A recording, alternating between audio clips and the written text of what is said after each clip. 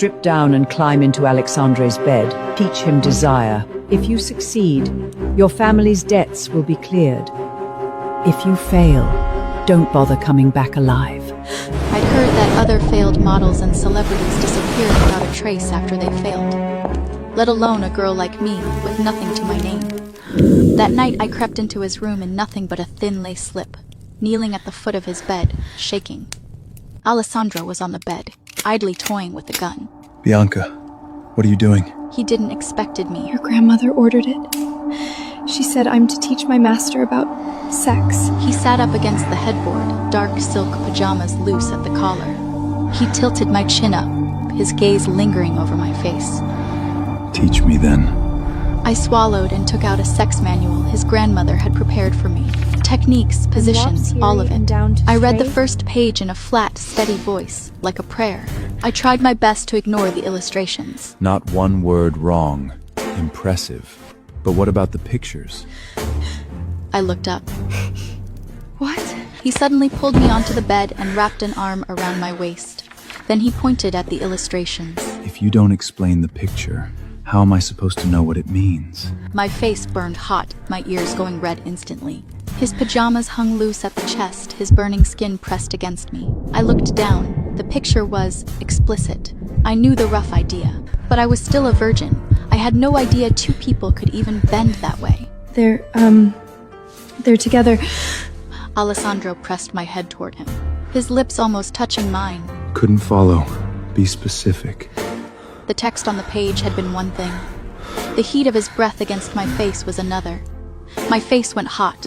I shoved the book at him. I don't know how to describe it.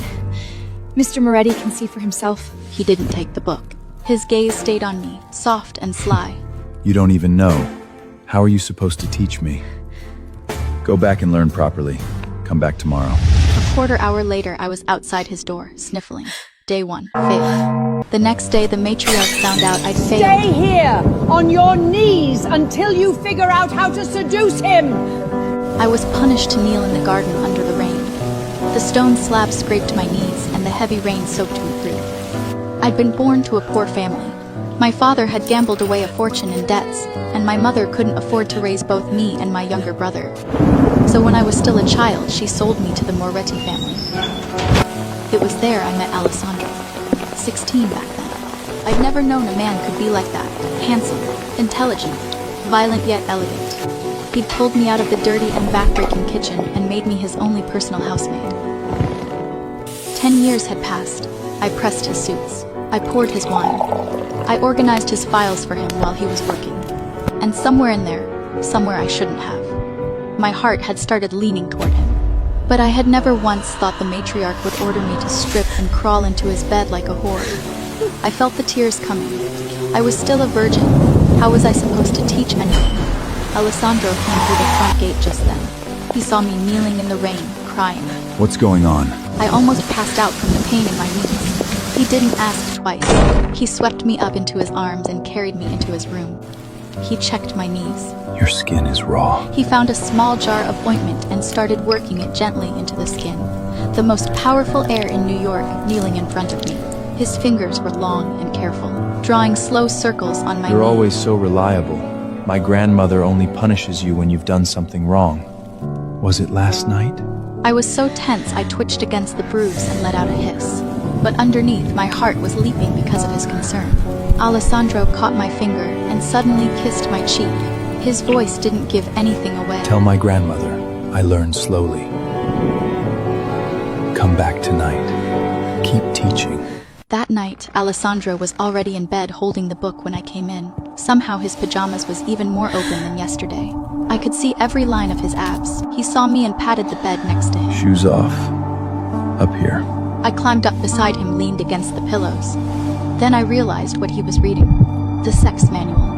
My heart started slamming. He didn't seem to notice and laid the book open between us.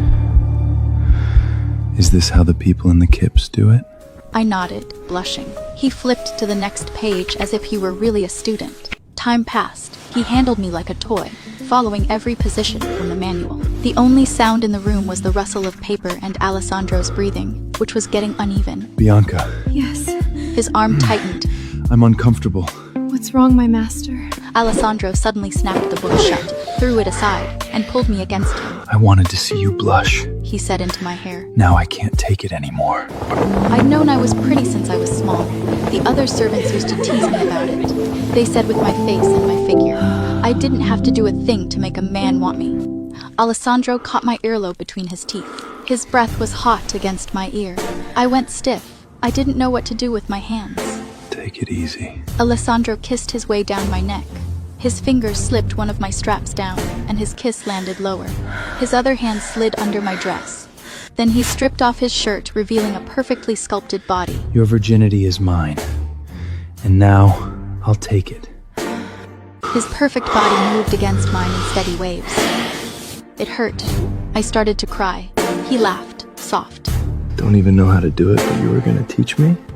Aren't you the one who doesn't know? I whispered, miserable. Sweetheart, there's no man alive who doesn't know. He kissed the corner of my mouth, gentle turning to fierce. When it's the right woman, the body just figures it out. That night, he didn't let me go. Now I knew just how ridiculous those rumors were. That he was impotent, or that he was gay. Once a man's tasted blood, he wants more. For the next 2 weeks, Alessandro wanted me in his bed every night. He was fierce and dark behind closed doors. He had mastered every trick in that manual, except self-restraint. After being teased by a few servants about the marks on my body, I tried a careful approach. I heard that even good things shouldn't be overdone. Too much of it isn't good for the body. I stopped his kiss at my neck. Alessandro laughed. I know a lot, for someone who knew nothing. But he let me sleep that night, at least. The matriarch heard it and nearly broke into tears of joy. Thank God. The Moretti bloodline is saved. Then she turned to me. Bianca, you're a sharp girl, and you've got your head on straight. When the right wife comes into this family, I'll have Alessandro keep you on as his mistress. That was when I realized the matriarch was already arranging Alessandro's marriage. The candidate was Cassandra Santoro, daughter of the Santoro family. Of course, the most powerful mafia heir deserved a wife from a respected mafia bloodline, not someone like me. A small-town girl, a maid. Being kept on by a man like him was a kind of miracle. And I was already half in love with him, and he told me he liked me. I never imagined there could be more. My face burned. I knelt and thanked the matriarch. Good girl. Take this as your reward.